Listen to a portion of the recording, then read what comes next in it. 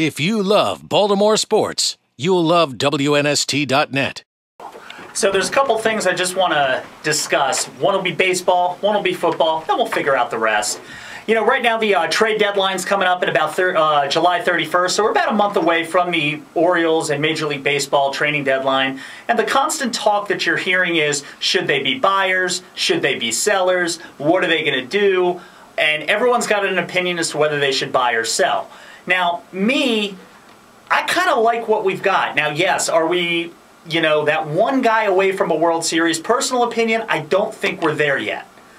But we're close. We've got a lot of prospects doing a lot of good things who are improving day in and day out. Now, do they have their downs? Yeah. Has Arrieta had some moments this year where you'd like to reach through the TV screen and take him by the neck and wring his neck? Absolutely. But he's also had some games, like that one against the Yankees a couple of weeks ago, or I guess at this point it was a month or two ago, where he pitched like an absolute superstar. So I'm not ready to give up on Jake Arrieta. I'm not ready to give up on Brian Mattis or Zach Britton or Chris Tillman or some of these other guys that we have been hearing about day in and day out. I've even heard people talk about maybe if you get the right offer, you trade Dylan Bundy or Manny Machado, which I think is absolutely crazy.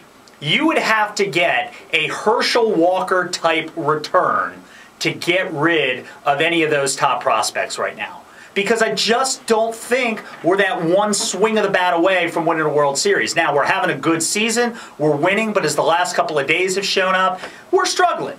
We still have some issues, mostly consistency, but I'm just not ready to get rid of any of these guys yet. There's too much talent, there's too much potential, and it's not like they're past the age where you can really make changes and make adjustments to their game.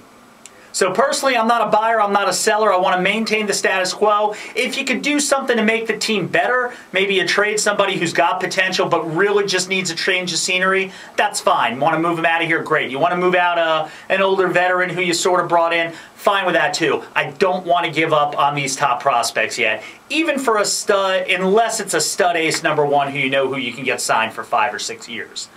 All right, so that's that. Baltimore Ravens training camp opens about a month from now. Very exciting season ticket Ravens holders, psyched to be back up down there at M&T Bank Stadium.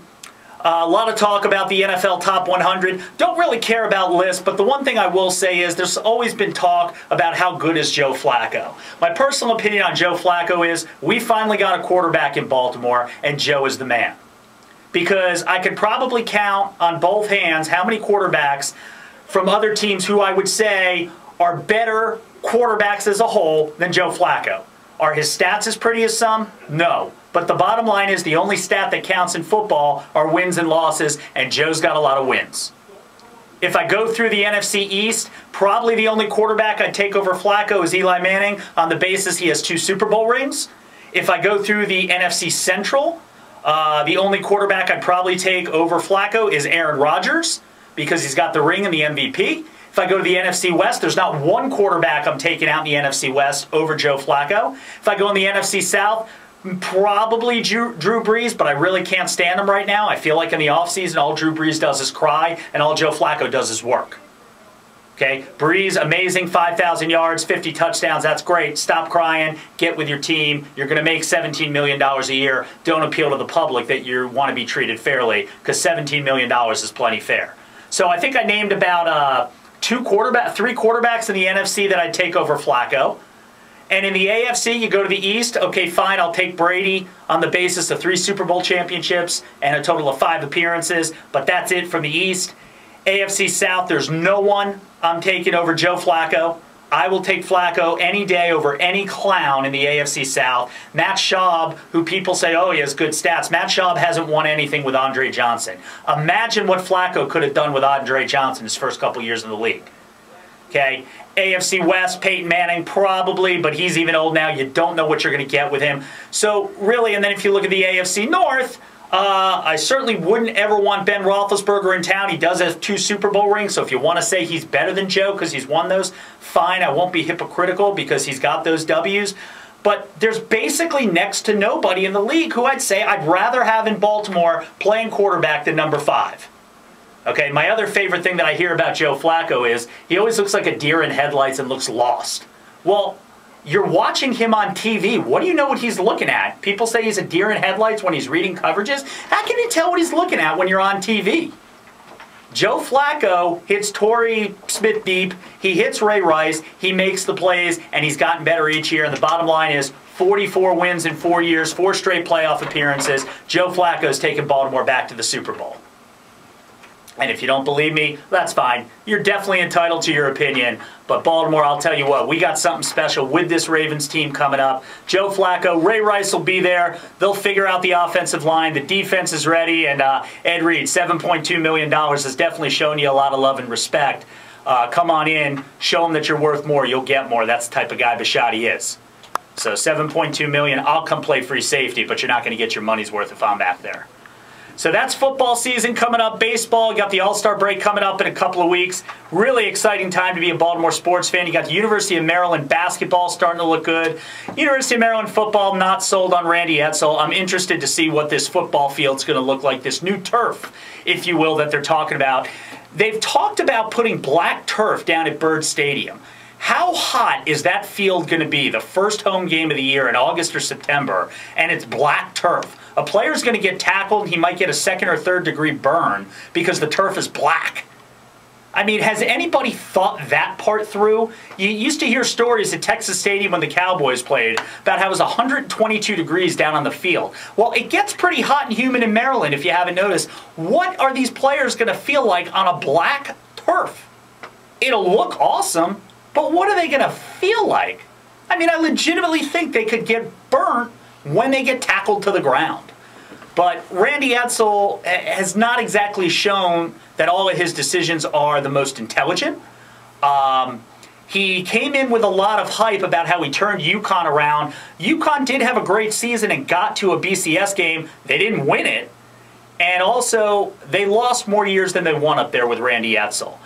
And I do have a soft place in my heart for Ralph Friedgen. I was at Maryland when Ralph got introduced. I was psyched that he was there. I thought he deserved the job. And I really think a guy got run out of town for winning games, not winning enough, because he didn't necessarily have the support of the athletic department and the full support of the university. If Ralph Friedgen had the type of love and support that Edsall's getting right now, Ralph Friedgen could have done even bigger and better things, in my opinion. I don't know about bigger. He's pretty big. But Ralph definitely got a raw deal. And, you know, I do hope Randy Edsall wins because I'm a Maryland alum. I want to see the Terps in a BCS game. Got to admit, not sold. Not sold on him at all. I don't think the players buy into him. And, yeah, I hear he's getting recruits coming in. But sometimes I question what exactly these top star recruits are thinking or what they're hearing elsewhere that makes them pick Maryland when you're coming off 2-10. There's definitely something special to coming to a place and turning a program around. I coached high school ball for 10 years. I came into a program where the team was 0-10 my first year, and we peaked a few years later going at 8-2, so I definitely know something about coaching football, not on the collegiate level, just at the high school level, but I definitely know something about it. But with Edsall, with all these rules and no hats and no earrings and no this and no that, how does the guy have time to think about X's and O's when he keeps thinking up rules?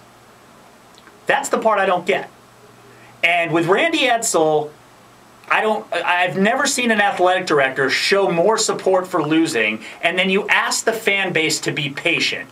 You sold everybody that Ralph Friedgen was underachieving. He had just gone 9-4, taken the team to a bowl. You ousted him in the most embarrassing, inexcusable way any university could treat an employee, let alone an alumni, let alone a guy who came in and ended the losing culture that was Maryland football for about 15 years. Because when I was at Maryland, it was Mark Duffner and Ron Vanderlinden. And while I liked Coach Vanderlinden, Duffner was he was not the most intelligent guy. He wasn't exactly the nicest guy in terms of the students. Vanderlinden was. But the bottom line is they didn't win. Friedgen comes in, and what does he do year one? They go 10-1 and go to the Orange Bowl. And what did everybody from Maryland do that year? They go right down to the Orange Bowl.